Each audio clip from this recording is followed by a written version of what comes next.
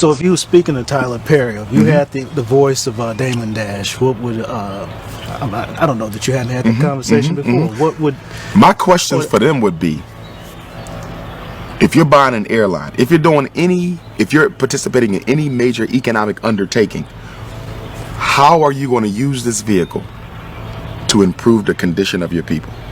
Because you can buy an airline as a black person and use it just as another capitalistic instrument to get paid. There's dozens of black businesses that serve white people more than they serve black folk, and hardly have any black people in managerial positions.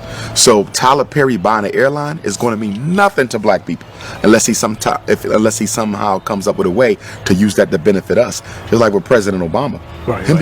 Becoming president in and of itself in no way benefits black people unless you're going to use that influence to some extent to open up some doors, which he has not done in 7 years. Well, I had to go back to him because see, my thought process is some of you spoke of earlier. We got some earlier footage of you just a minute ago where you had some a part of a documentary, and you mentioned the thought process, because I'm a big on the power of the mind. Because, yes. Okay, so yes. How do we make this be realistic to me or the average person? Because what you're saying, I get. Tyler Perry, he did his thing. He got his. You know what I'm saying? Yeah. You know. Yeah. And Mr. Fubu Damon, he did his thing. Damon Dasher did his as well. You know. So how do I, change my situation to make it where I can be? Because we talking wealth. Yes. We talking billions. We talking, and so to the average person, we don't even live in a world of being financially astute. 65% of African Americans have no net worth. They have no net worth. Even the so-called middle class. Even so-called middle class. And America actually manufactured the black middle class. It's really an idea. It's not a reality. It's not. Because class speaks to ownership of wealth. And it's actually the average middle class. Exactly. And it's an antithesis to wealth. You know what I'm saying? Exactly. It's not a stepping stone. You can't go through that mentality like, so this is where I'm going to start and go with. You almost have to unplug and walk away from that mentality to go to find. And America was very slick because they re-engineered the definition of class. Right. Okay? Class no longer includes your net worth of wealth. Right. Material assets. Class is purely education and occupation. That means a school teacher raising 4 children on her own at a $30,000 a year job, hypothetically speaking, because she has a master's degree in education, and because she's a school teacher, she's considered middle class. Middle class, But when you look at the amount of money she takes in, times the amount of children she's raising, she's below the poverty line. But she's considered middle class because they took, you understand, net worth and income out of the definition of class, and it's only education and occupation. So what's the solution? So how do we get there? Well, here's the thing. We got to recognize that wealth is intergenerationally created. Most people who get rich don't get rich in a lifetime. Oprah, that's once in a while. Bill Gates, that's once in a while. Most people are intergenerational wealth. That means what? That if black people want to catch up, we have to start saving wealth and passing it to the next generation. Our biggest problem ain't that we're splurging. Is that every time we splurge, we're stealing from our descendants. You're giving them no inheritance to get started with.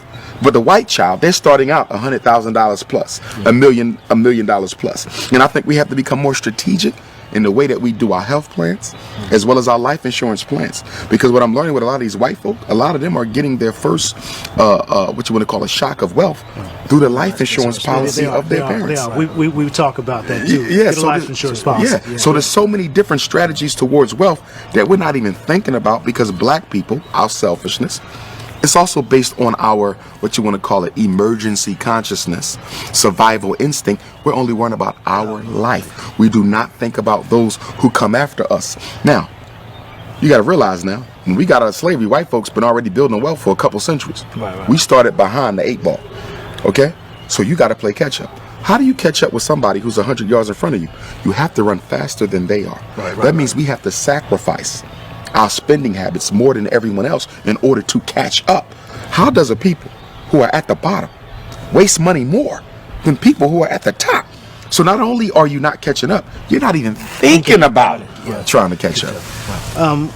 This is good, and we got 1,000 questions, and we know you got a flight. We appreciate the time. Thank you. No problem. One fat, meat, juicy point. What would it be before you go?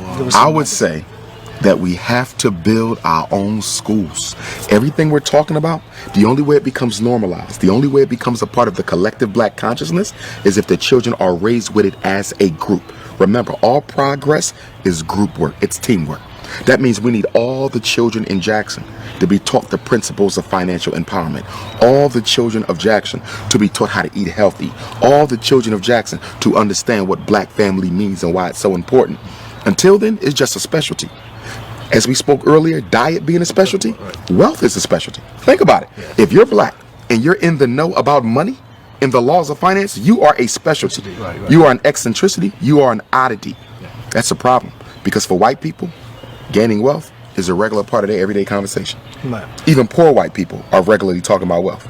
Black people don't discuss wealth at all. We have to move it from the marginalized status it has and make it a mainstream topic of conversation. Is there an answer? I know you can't just drop a 2-second answer. No. Here's what I would say with the unity. Again, unity has to be incorporated into the collective consciousness, which means children have to be socialized to unite with one another. Remember, our kids are socialized to disunite. As a principle, right?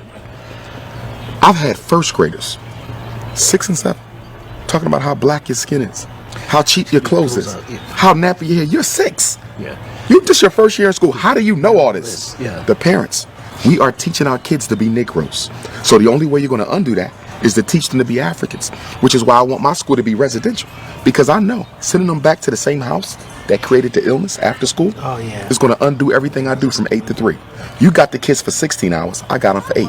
I can't win because the brain is the creature of repetition. Whoever gets to this the most will rule it.